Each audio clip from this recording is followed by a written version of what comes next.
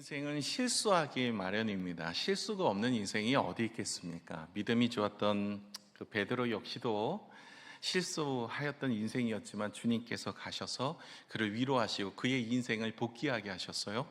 돌아보게 하셨다는 거예요. 그 실수를 바꾸어 더 열정으로 열심으로 하나님 나라를 위해서 힘쓰게 하셨습니다. 다윗도 마찬가지였어요. 다윗의 인생은요, 사실은 실수의 여러 가지 모습들이 있었지만 하나님께서 그와 함께 하셔서 그의 인생이 실수로 무너지지 않도록 만들어 주셨어요. 그 이유는 그가 늘 밤마다 하나님께 기도하였고 자신의 인생을 돌아보았기 때문에 그렇습니다. 우리가 연약함이 있고요, 부족함이 있을 수 있습니다. 그러나 이 부족함과 연약함으로 인하여서 우리는 무너진 인생이 아니라 성장하는 인생이 되기를 원하세요.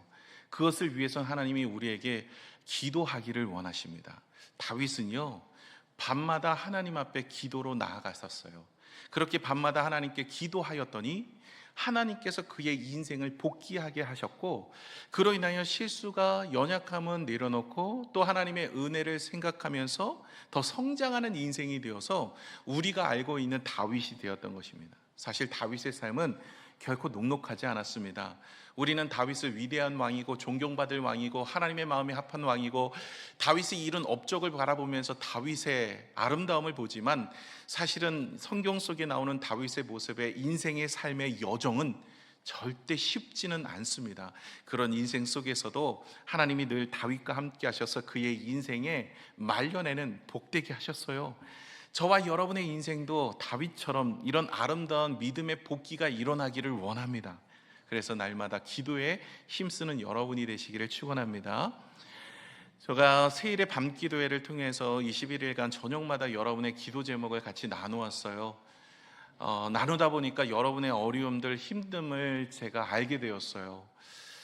정말 기도하면서 마음이 너무나 아프고 상하고 힘들었던 적이 한두 번이 아닙니다. 왜냐하면 이런 어려움도 가지고 있으시면서 어떻게 이렇게 신앙도 믿음 생활도 예배 생활도 봉사 생활도 하실 수 있을까? 이런 문제 앞에서 정말 하나님을 의지할 수 있을까? 정말 너무 감사하기도 하고 때로는 믿음이 저보다도 더 뛰어나신 분들도 계시더라고요. 제가 입장을 바꿔서 생각해 보았어요. 제가 이런 상황에 놓여 있는 성도였다면, 내가 이런 일을 경험하고 있는 일이었다면, 모습이었다면, 내가 그렇게 교회 봉사도 하고 저렇게 헌신도 하고 수고도 할 수 있었을까 한다면 정말로 그 믿음은 대단한 믿음이다라는 생각을 해보게 되었어요. 정말 열심으로 기도하셔서 또 하나님이 주신 마음으로 그렇게 헌신하고 수고하는 모습을 보면서 목회자인 제 마음엔 너무나 은혜였고 감사였습니다. 특별히 이번에는 많은 분들이 함께 하셨고 개근자도 많았고 또 응답도 많았습니다. 감사한 일들도 많아서 너무 감사한 일이 아닐 수 없습니다. 그런데 하나님께서 우리에게 이렇게 이 땅에 살면서 이길 수 있는 방법, 세상을 이길 수 있는 방법을 우리에게 주시는데 그것이 바로 기도라는 거예요. 그러니까 기도를 사용하지 않으면 우리 그리스도인들이 세상을 이길 수 있는 능력이 없고 사단의 공격에서 피할 수 있는 능력도 없고 늘 시험에 들고 넘어지는 인생이 되는 거예요. 그래서 예수님께서도 습관을 따라 기도하였고 제자들에게도 기도하라고 명하시고 우리에게도 말씀하시는 기도가 바로 우리가 세상을 이길 수 있는 힘인 줄로 믿습니다. 그런데 여러분, 기도하면 어떤 것이 바뀌냐면 기도하면 시선이 바뀌어요. 어떤 시선이 바뀌냐면 기도하기 전에는 문제를 봐요, 상황을 봐요, 사람을 봐요, 그 아픔을 봐요, 어려움을 봐요. 그런데 기도하기 시작하면요, 하나님을 보기 시작합니다. 그러니까 똑같은 환경인데 무엇을 바라보느냐에 따라서 내가 마음이 달라지거든요. 우리가 또 하나님께서 우리의 삶 속에 역사하심을 알고는 있지만 내 마음의 걱정과 근심과 두려움이 떠나가지 않는 이유는 우리의 시선이 여전히 풍랑을 바라보고 있기 때문에 그래요. 베드로가 풍랑을 걸어오던 예수님에게 내가 걷고 싶습니다 라고 이야기했더니 그래, 걸어와라. 몇 발자국 걷다가 주님을 바라보는 시선이 세상을 바라보고 문제를 바라보고 풍랑을 바라볼 때 두려움이 쌓이게 되어지고 물에 빠지게 되어집니다. 그래서 예수님께서 베드로의 손을 붙잡으시면서 이렇게 이야기하시죠. 믿음이 없는 자여 왜 두려워하느냐. 그래서 여러분, 믿음의 반대말은 불신앙이 아니라 믿음의 반대말은 두려움입니다. 그래서 우리의 인생에 두려움이 있거나 염려가 찾아오거나 우리의 마음에 근심이 쌓여간다면 우리의 믿음이 적어졌다라는 이야기예요. 그래서 기도해야 돼요. 하나님, 내 믿음이 없사오니, 하나님 내 믿음이 적사오니, 하나님 나를 불쌍히 여기셔서 믿음 없음을 불쌍히 여기셔서 나에게 믿음을 더하여 주옵소서라고 기도하셔야 됩니다. 그런데 다윗의 삶의 여정은 결코 녹록지가 않았어요. 삶이 그렇게 평탄한 삶이 아니에요. 인생 마지막까지요. 그런데도 믿음을 지키고 아름다운 하나님의 사람이 될 수 있었던 이유가 무엇일까요? 그것은 바로 기도하는 사람이었기 때문에 그렇습니다. 오늘은 이 저녁의 기도를 함께 나눌 거예요. 오늘 시편 4편이 바로 저녁의 기도거든요. 다윗이 어떻게 저녁에 기도했는지를 함께 나눌 겁니다. 다윗의 삶이 정말로 힘들고 어려웠는데 제가 좀 다윗의 삶에 대한 감정을 이렇게 인입해 봤어요. 다윗은요, 장인 어른이었던 사울 왕에게 쫓기는 인생이었죠. 그죠? 그래서 제가 이렇게 생각했어요. 우리 장인 어른은 그래도 나를 죽이겠다고 하지 않아서 감사하다. 만약에 우리 장인 어른이 칼 들고 저를 죽이려고 날마다 막 전화를 하고 너 어디 있냐 내가 죽이겠다 이러고 쫓아다니면 여러분 인생 어떻게 생각하겠어요?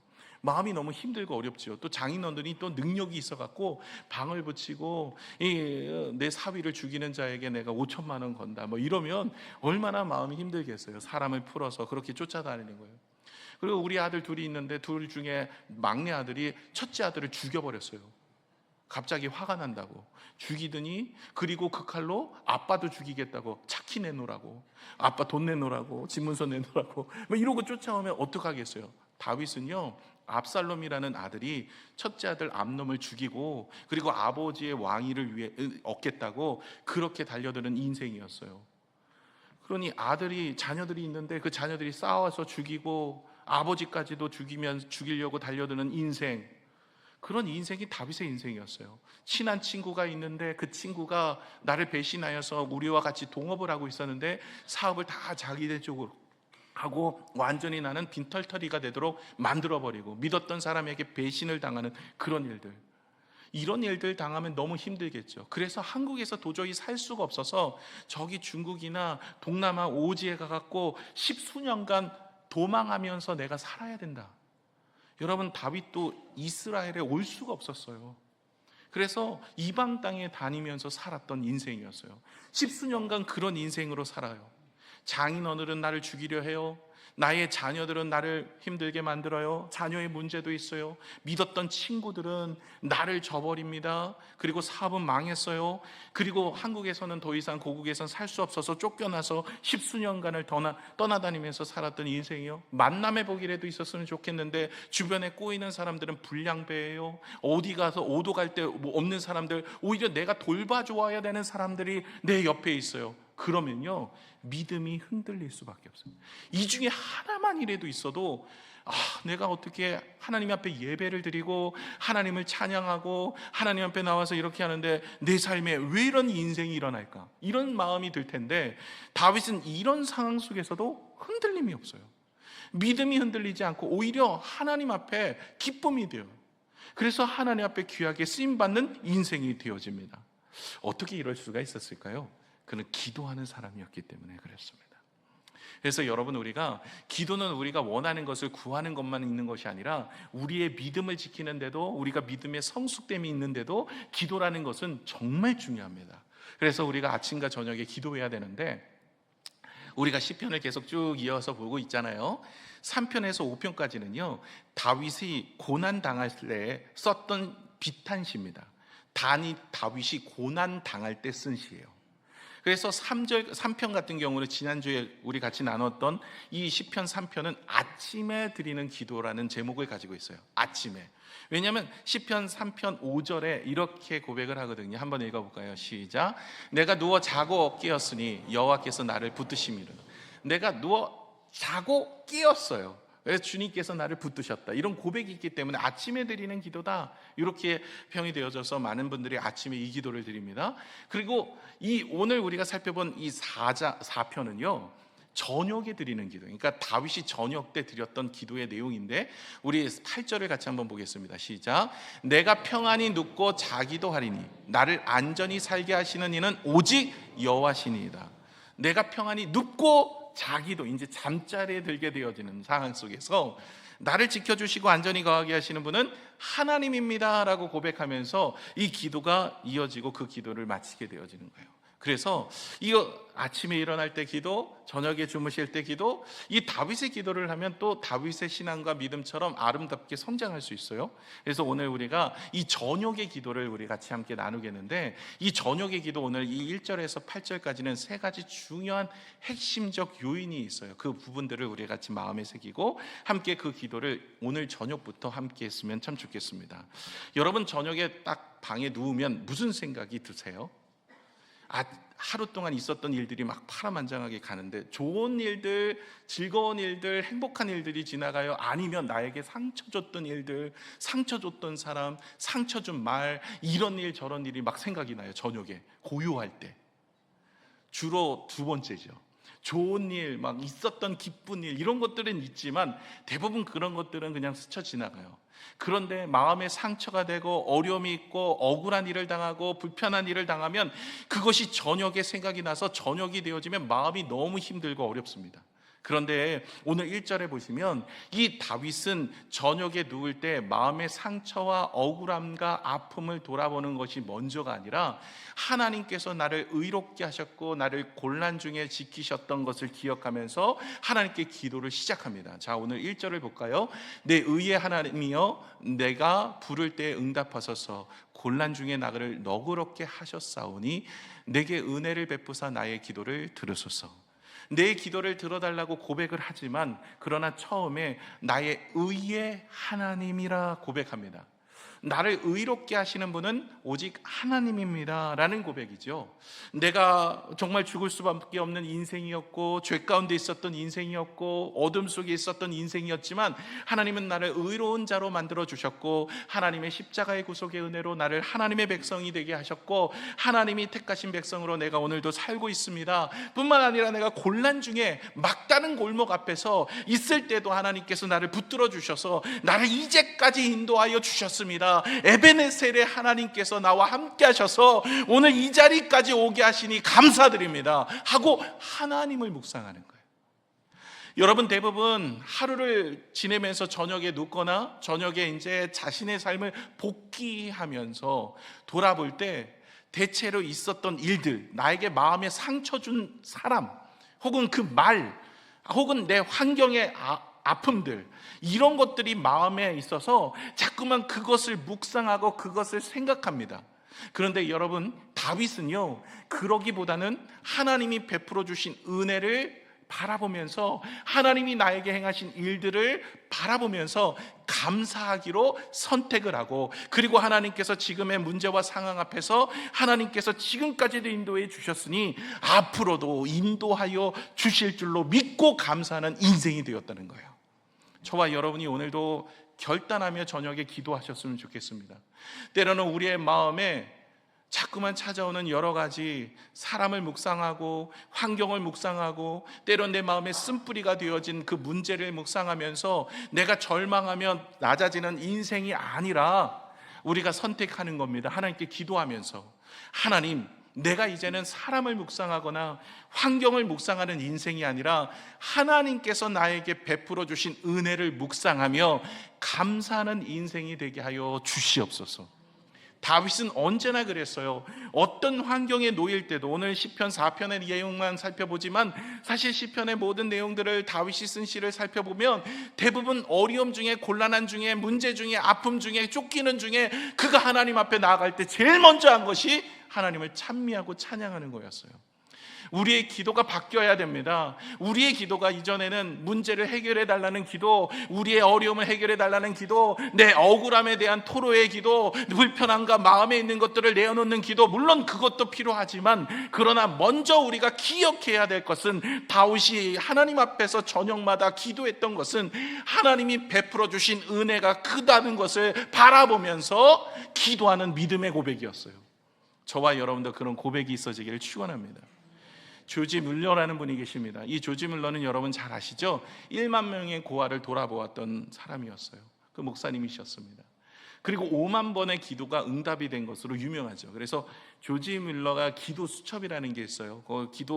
그분은 이제 기도 제목들이 쭉 있으면 이렇게 적었대요. 응답이 되면 이렇게 체크를 해서 했는데, 그 기도했던 모든 기도 제목이 응답이 된 거예요. 그러니까 기도의 사람이었던 것이죠. 근데 이분이 다윗처럼 곤란한 상황에 처한 적이 있었습니다.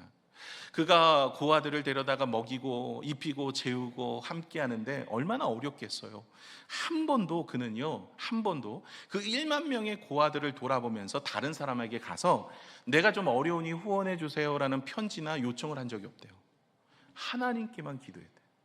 하나님이 그 1만 명의 고아와 아이들을 먹이시고 입히시도록 사람들의 마음을 감동을 시켜서 후원하기도 하고 협력하기도 해요. 참 은혜가 되더라고요.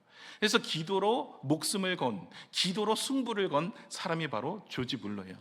그런 가운데서도 어려움이 있었어요. 많은 사람들 중에서 어떤 이들은 이렇게 이야기해요. 너 이렇게 사역 자금으로 너 개인적으로 그렇게 사적으로 쓰는 거 아니야? 이러면서 헐뜯는 사람이 있었대요. 이 말이라는 것이 참 힘들잖아요. 내가 좀 거룩하고 구별되게 살았지만 오히려 이것 때문에 마음이 너무 힘든 거죠.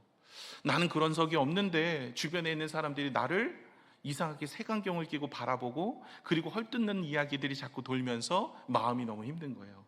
뿐만 아니라 그가 열심히 아이들을 돌보며 그렇게 사역을 하고 있을 때 옆에서 그 방식은 비현실적이야 이러면서 비웃는 사람들이 있었대요. 사실 우리가 열심히 일을 할 때 옆에서 잘한다 박수 쳐주고 그래 열심히 해봐라 이러면 힘이 나는데 자꾸만 그것에 대해서 딴지를 걸고 그게 뭐가 되겠냐 그러면 힘 빠지는 건 아니겠어요? 그런데 이 조지 뮬러도 그랬대요. 그가 열심히 그렇게 선을 행하면서 고아들을 돌아보면서 하나님 나라를 위해서 힘쓰면서 하는데도 불구하고 주변에 자꾸만 이런 여러 문제 때문에 어려움과 곤란한 상황, 다윗처럼 이렇게 억울한 일을 경험할 때가 있었어요. 근데 그가 선택한 것은요, 그들을 찾아다니면서 자기를 변호하는 것이 아니었고 인간의 방법으로 그 문제를 해결하려고 하지 않고 기도하였다는 거예요. 기도하였을 때 하나님께서 그를 높여주셨고 수천 명의 고아들을 하나님께서 돌보게 하실 수 있는 능력을 허락하여 주셨다는 거예요. 여러분, 이런 문제와 상황 앞에 있다 보면 우리가 기도조차도 나오지 않아요. 그것에 대한 억울함, 그것에 대한 마음의 어려움, 그래서 하나님 앞에서 기도할 때도 불평의 기도가 나오고 원망의 기도가 나오고 하나님 나에게 그렇게 아픔을 줬던 그 사람 하나님 사지를 찢어주시고 혀를 잘라주시고 하나님 그냥 생매장 시켜주시고 출산할 때 자녀들 낳다가 죽게 하여 주시고, 이게 시편 55편에 나오거든요. 다윗이 그런 기도를 하지만, 그러나 이 하나님 앞에서 이 다윗은요 하나님의 아름다움의 모습을 바라보면서 이 불평과 환경과 상황을 보는 것이 아니라 아예 시선 자체를 하나님이 나를 통해 행하셨던 놀라운 일들을 바라보며 감사하더라는 거예요. 여러분, 아무리 어렵고 힘들어도요 우리가 시선을 하나님께 돌리면 감사할 수 있는 것들이 일어납니다. 다음 주가 우리 추수감사주일이에요. 한 해를 돌아보면 어떻게 보면 내 인생에 내리막길만 계속 있었던 것 같아요. 1년 내내 보면 내가 아픈 일만 있었던 것 같아요.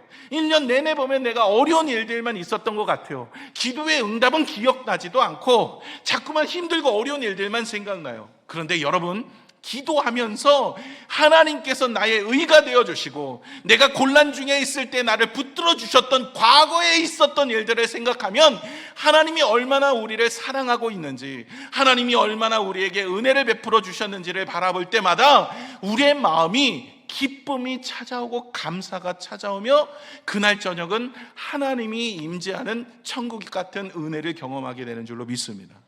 그래서 오늘 저녁에 여러분 기도하실 때 첫 번째 무엇을 기억해야 되냐면, 하나님이 행하셨던 의로운 일들, 하나님이 행하셨던 곤란 중에 나를 붙들어 주신 일들, 그것을 기억하며 감사하는 일을 먼저 해보시기를 부탁을 드립니다. 아무리 힘들고 어려운 일이 있다 할지라도. 두 번째 다윗은요, 오늘 3절에 보시면 이렇습니다.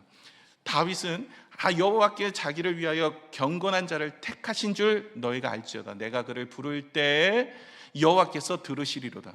하나님께서 자기를 경건한 자를 택하셔서 하나님이 응답을 주신다는 거예요. 그러니까 다시 말해 내가 경건한 자인데 하나님께서 나를 택하셔서 응답을 주실 것이다라는 믿음의 확신이 있는 거예요.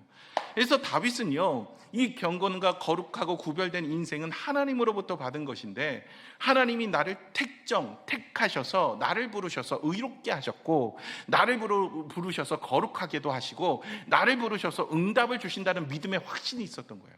여러분, 택정의 믿음이 중요합니다. 여러분, 고난 중에 어려움 중에 어떤 모습으로 우리가 실수하냐면 어려움이 있거나 문제가 있거나 아픔이 있으면 하나님이 나와 함께 하시는가? 정말 하나님이 나를 택한 백성이라고 생각하시나? 하나님은 내 기도를 들으시는가? 이런 하나님에 대한 택정, 하나님에 대한 사랑, 하나님에 대한 기도의 응답에 대한 신뢰가 떨어져요. 그런데 오늘 다윗은요, 거기에 대한 믿음의 고백으로 고백하는 것이 하나님은 반드시 우리의 기도, 특히 나의 기도를 들어주실 거라 나는 믿습니다. 여러분, 오늘 우리 저녁에도요, 기도하셔야 돼요. 고난 중에 어려움 중에도요, 우리가 하나님께서 나를 붙들어 주시고 나와 함께 하시고 나의 인생 가운데 역사하신다는 그런 믿음을 가지고 기도하셔야 돼요. 여러분, 기도도 믿음으로 이루어지는 거예요. 여러분, 기도하는 것이 다 이루어지는 것이 아니라 믿음의 기도는 역사하는 힘이 큽니다. 의인의 간구는 역사하는 힘이 큰 거예요. 저와 여러분이 기도하실 때 그 믿음의 의로운 기도가 하나님께서 역사하셔서 여러분의 인생을 붙드실 줄로 믿습니다. 다윗은요, 이렇게 나의 기도를 붙들어 주신다는 것을 바라보면서 기도하면서 더 나아가서 자신의 감정을 내어놓고 기도합니다. 4절을 한번 볼까요? 4절 같이 읽을게요. 시작. 너희는 떨며 범죄하지 말지어다. 자리에 누워 심중에 말하고 잠잠할지어다. 아멘. 지금 다윗이 여러분 누워서 무엇을 하느냐? 떨며라는 단어가 있죠. 너희는 떨며 범죄하지 말지어다. 여기 떨며에 보시면 성경에 숫자 2 이렇게 돼 있어요. 관주입니다. 관주인데 그 밑에 쭉 내려오면 성경 밑에 조그만 글씨로 분내어라고 되어 있어요. 그래서 너희는 분내어 범죄하지 말지어다 라는 단어가 되어지는 거예요. 그래서 여러분, 우리가 억울한 일을 당하거나 문제 앞에 있거나 사람으로부터 상처가 되어지면 저녁에 누우면 좋은 생각이 나요? 아니면 힘든 생각이 나요? 그 사람이 생각이 나는 거예요. 자꾸 그 사람이 묵상이 되어지고 그 말이 묵상이 되어지고, 그래서 내 마음에 뭐가 올라와요? 우라가 올라와요. 저희 아버지가 가르쳐준, 이게 뭔 단어인지 모르겠는데 우라가 올라온대요. 우라가. 그래서 화병이 나는 거예요. 그래, 화병이 생겨요. 저녁에 우리의 마음에 화가 치밀어 올라서 잠을 이룰 수가 없는 거예요. 그 사람을 계속 묵상하는 거예요. 그 사람의 말을 묵상하는 거예요. 그 사람이 나를 대했던 그 일들을 묵상하게 되어져요. 그러면요, 거기에 휩쓸려서 우리 인생이 무너져 버리는 거예요.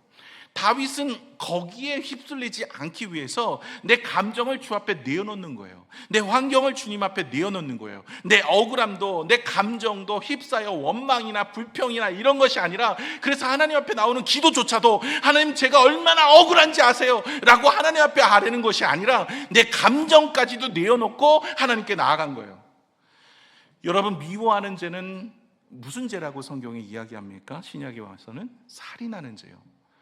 마음속에 벌써 숱하게 내 원수를 수만 번 수천 번을 저녁에 죽이는 거예요. 이것으로 인하여 끝내 무엇이 되어집니까? 죄가 되는 거예요. 여러분, 성경에 보시면 분내는 것, 다른 사람에게 억울함에 있어서 분냄으로 다투는 일이 해가 지나가기 전에 풀지 않으면 죄가 된다 그랬어요. 저와 여러분의 인생 가운데 하나님 앞에 죄가 되지 아니하고 주님 앞에 누워서 내 감정을 아뢰고 토로하며 하나님 나를 위로하여 주셔서 내가 감정에 그 사람에게 내가 묵상하여 내가 그 사람 앞에 사로잡힌 인생이 아니라 하나님 앞에 우리가 붙들림 바 되어지는 인생이 되기를 원합니다. 이렇게 기도하셔야 돼요. 여러분 중에 오늘도 내 마음속에 쓴뿌리 있잖아요. 여러분이 평생 살면서 나에게 상처 주었고 나를 힘들게 하였고 나를 억울하게 만들었고 나를 아프게 만들었던 그 문제, 그 사람, 이거 처리하지 않으면 안 돼요. 그래서 주님 앞에 나가서 믿음으로 평안함을 누릴 수 있도록 하나님께 아뢰고 있는 것이 다윗의 두 번째 모습이더라는 거예요. 여러분, 우리의 마음에 억울함을 가지고 분냄을 가지고 주님 앞에 나오면 은혜가 되지 않습니다. 그래서 하나님 앞에 겸손함으로 주님 앞에 내어놓고 나아가는 거예요. 5절에 보면 이렇게 이야기합니다. 5절에 의의 제사를 드리고 여호와를 의지할지어다. 의의 제사를 드리고 여호와를 의지하는 거예요. 너희가 분노하며 범죄하지 말고 자리에 누워 심중에 말하기를 잠잠하라.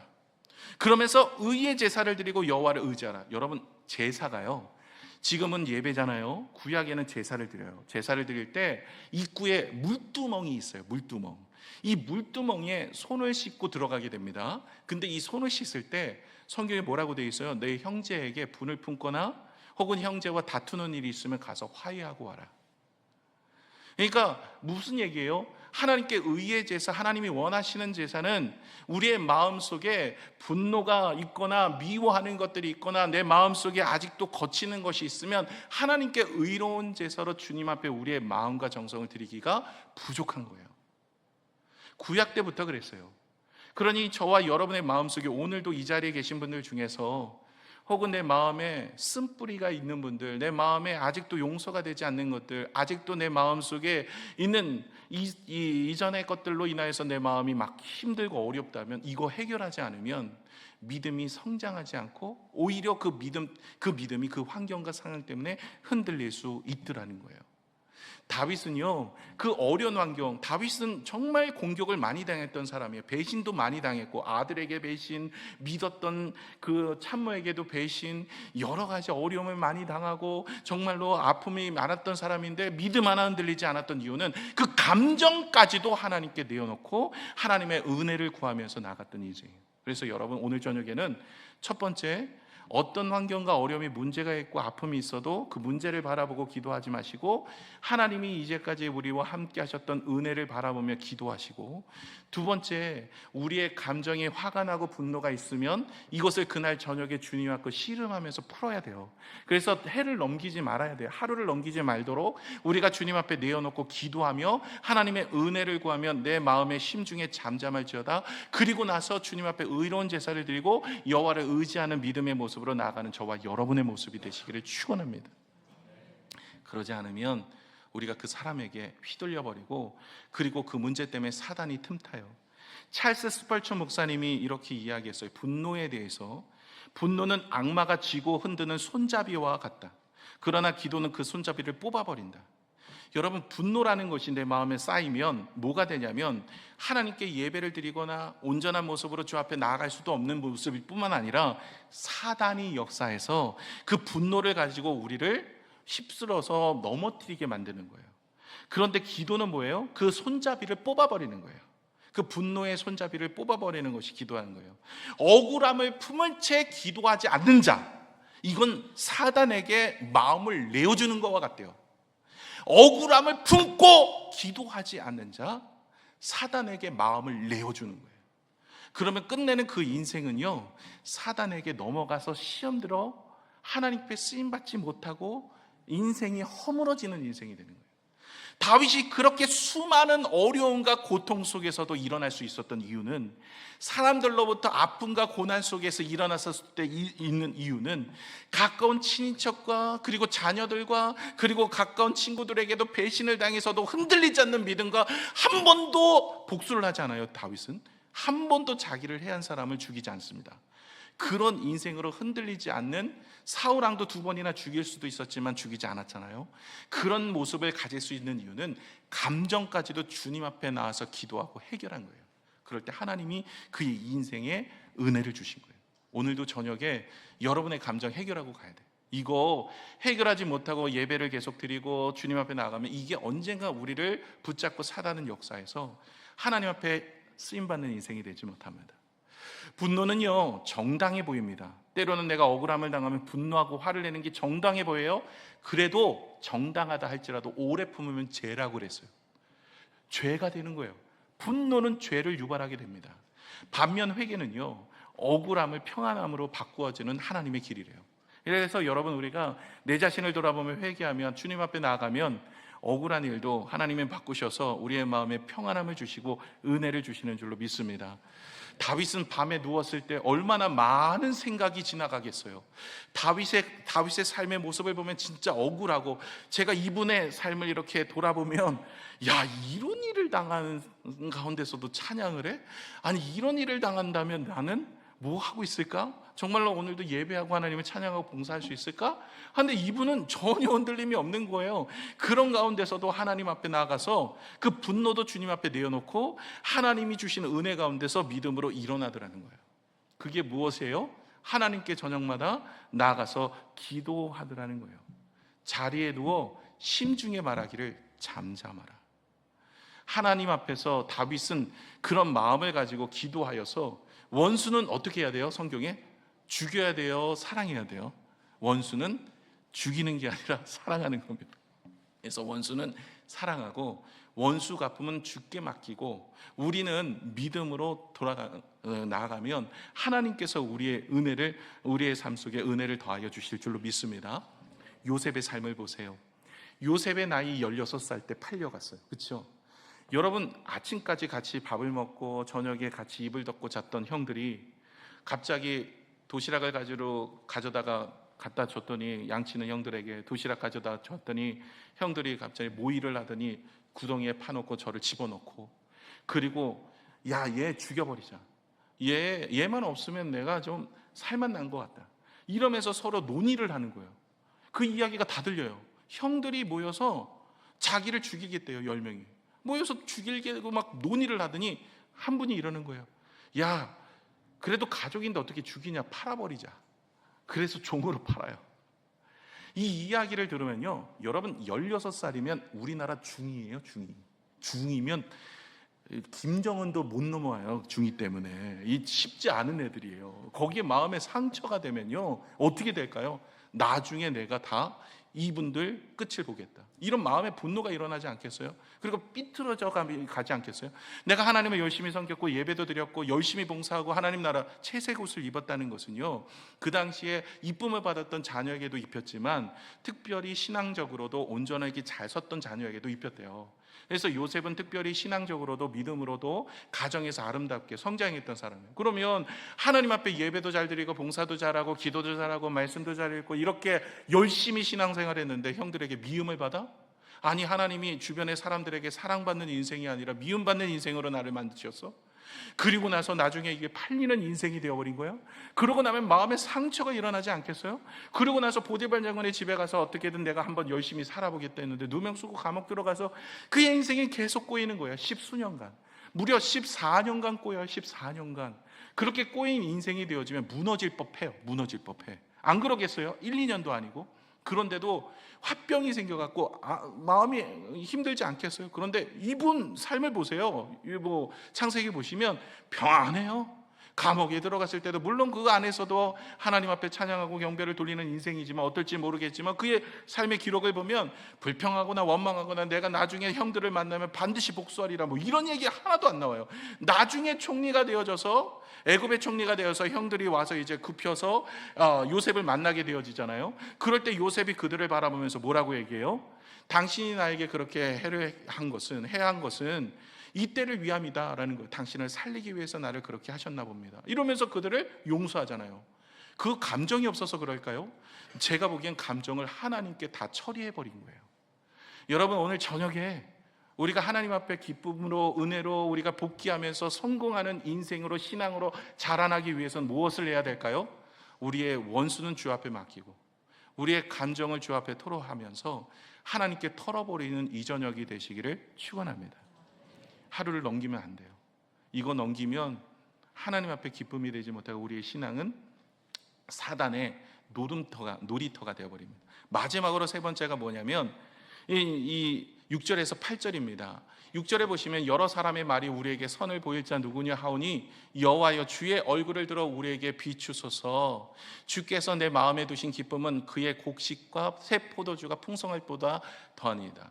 내가 평안히 눕고 자기도 하리니 나를 안전히 살게 하시는 이는 오직 여호와시니이다. 여러분, 다윗은 하나님을 바라보면서 고백하는 거예요.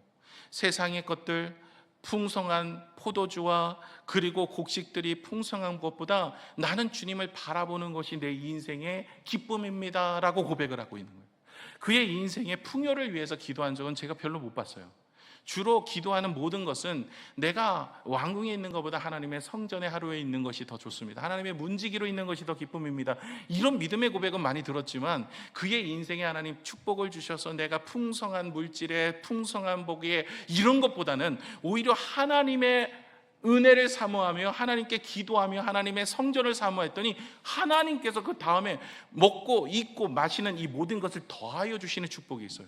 여러분, 솔로몬도 1천 번제를 드리고 나서 하나님 부유하게 해주세요라고 기도하지 않았어요. 하나님의 지혜를 주세요, 하나님의 지식을 주셔서 하나님 이 땅에서 하나님의 말씀으로 잘 가르치는 나라가 되기를 원합니다 라고 했더니 하나님이 감동이 되셔서 부귀와 영화를 더하여 주시잖아요. 다윗도 마찬가지였어요. 그의 인생의 가장 중요한 것은 세상이 추구하는 곡식과 포도주가 아니었어요. 세상의 풍요와 환경적 안위가 아니었어요. 안전이 아니었어요. 그가 원하는 것은, 그가 밤마다 기도하는 것은 오직 하나님 앞에서 내가 서 있기를 원합니다, 하나님 앞에 내가 온전히 거내기를 원합니다 였어요. 여러분, 환경이 어렵고 힘들어도 늘 우리가 기억해야 될 것은 변함없는 우리의 신앙을 위해서 기도해야 돼요. 저와 여러분의 환경이 어렵고 사람의 문제가 있고 재정적으로 쪼들리고 여러 문제가 있으면 신앙부터 흔들려요. 이러면 하나님께서 우리의 나중에 축복을 내려주실 것들을 받아 누리지 못해요. 만약에 다윗이 이때 흔들렸다면, 요셉도 그때 어려울 때 흔들렸다면 나중에 하나님께서 그의 인생에 복을 주시고 은혜 주실 그 축복을 누리지 못했을 거예요. 때가 되어지면 주실 축복이지만 그 때까지 기다리는 가운데 하나님을 바라보며 평안한 가운데 믿음을 지켜나가는 것이 바로 다윗의 기도였던 거예요. 저와 여러분의 인생도 마찬가지입니다. 하나님께서 여러분의 자녀에게 복을 주시고 여러분의 가정에게 복을 주시고 여러분의 인생에게 복을 주실 때가 있어요. 그때를 인내하고 기다릴 수 있을 때까지 하나님, 내가 변함없이 주님을 바라보기를 원합니다. 하나님을 늘 예배하기를 원하고 늘 기도하기를 쉬지 않게 하시고 말씀 보기를 그치지 않게 하여 주옵소서. 하나님, 복이 있는 사람들처럼 내가 주야로 주의 말씀을 묵상하고 그 가운데 기록하는 것을 지키는 자가 되게 하여 주시옵소서. 좋은 환경일 뿐만 아니라 어려운 환경에서도 절대 변함없는 인생이 되게 하여 주옵소서.